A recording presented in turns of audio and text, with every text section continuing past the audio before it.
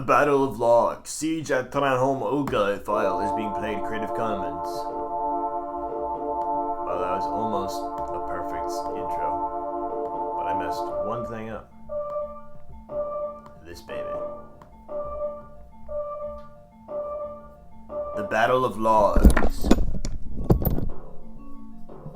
2 October 1263 was an indecisive engagement between the kingdoms of Norway and Scotland.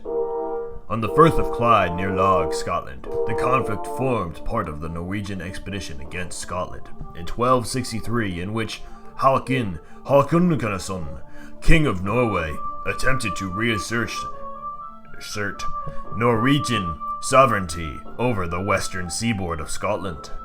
Since the beginning of the 12th century, this reign had lain within the Norwegian realm, ruled by magnates who recognized the overlordship of the kings of Norway. However, in the mid-13th century, two Scottish kings, Alexander II and his son Alexander III, attempted to incorporate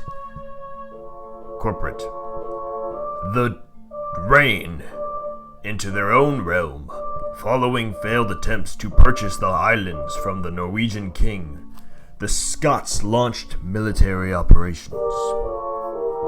Håkon responded to the Scottish aggression by leading a massive fleet from Norway, which reached the Hebrides in the summer. Hebrides in the summer of 1263. By the end of September, Håkon's fleet occupied the Firth of Clyde, and when negotiations between the kingdoms broke down, he brought the bulk of his fleet to anchor off the Cumbrades. On the night of 30 September, during a bout of particularly stormy weather, several Norwegian vessels were driven aground on the Ayrshire coast, near the present-day town of Logs. On 2 October, while the Norwegians were salvaging their vessels. The song just ended, so I can't really... Yes, okay. The main Scottish army arrived on the scene, composed of infantry and cavalry, like mid-tanks. I guess the modern usage would be medium tanks or big-ass tanks as cavalry. Or no, fast tanks. Infantry is alongside, the people. Okay, the Scottish force was commanded by Alexander of Dundonald, Steward of Scotland. The Norwegians were gathered in two groups, the larger main force on the beach and a small contingent atop a nearby mound. Hummock. Is that a hill mound? Interesting. The advance of the Scots threatened to divide the Norwegian forces, so the contingent upon the mound ran to rejoin their comrades on the beach below. Seeing them running from the mound, the Norwegians on the beach believed they were retreating and fled back towards the ships.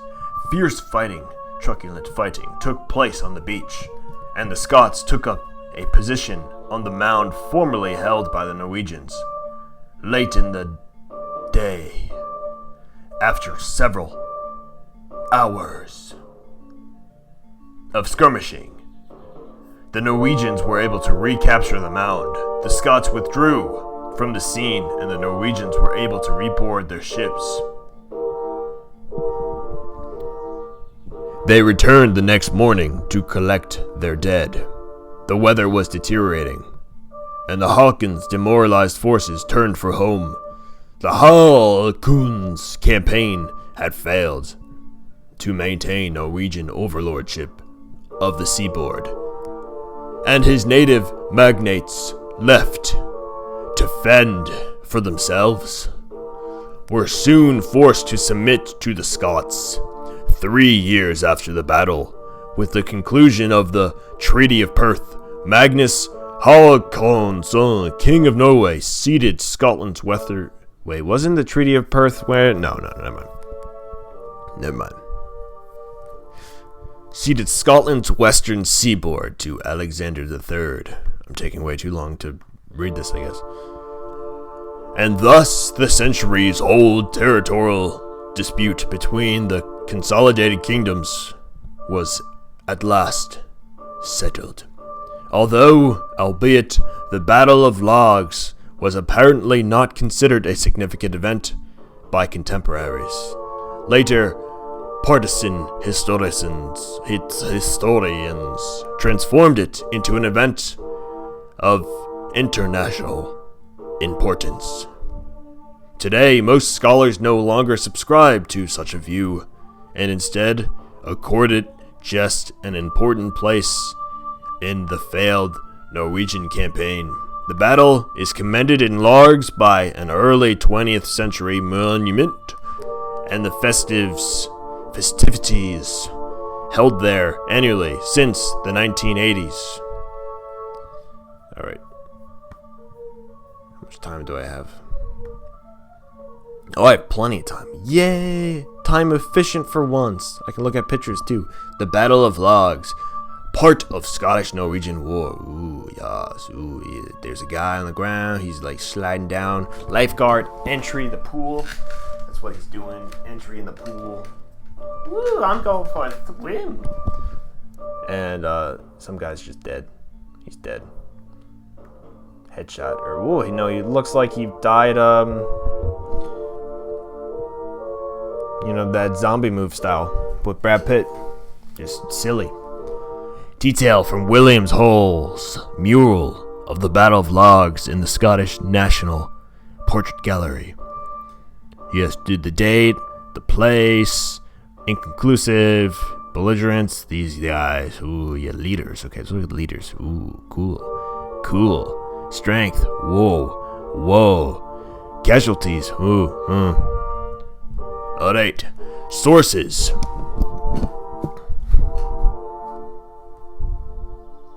The main source for the battle is Håkon Saga of Håkon, a contemporary account of the life of Håkon, King of Norway, 1263, composed by the Icelandic historian. Oh, I messed up because I knew the music was ending. Alright, let's get back into it.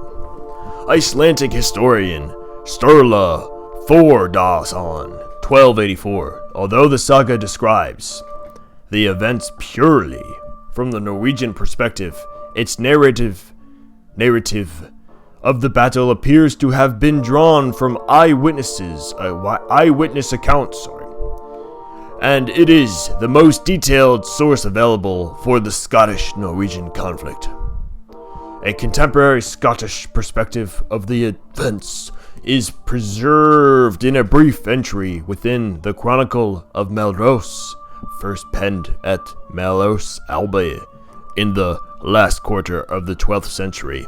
The chronicle was further extended and supplemented from time to time into the late 13th century. It is an important historical source for the medieval Scottish realm. Ooh. 14th century folio containing part of a right to follow over the manuscript of background. Viking depredations have been recorded in the British Isles since the late 8th century, and Scandinavian settlement on Scotland's western seaboard may have begun before the turn of the 9th century. Claims to this reign by Norwegians. I lost my groove. King's date to the turn of the 12th century, while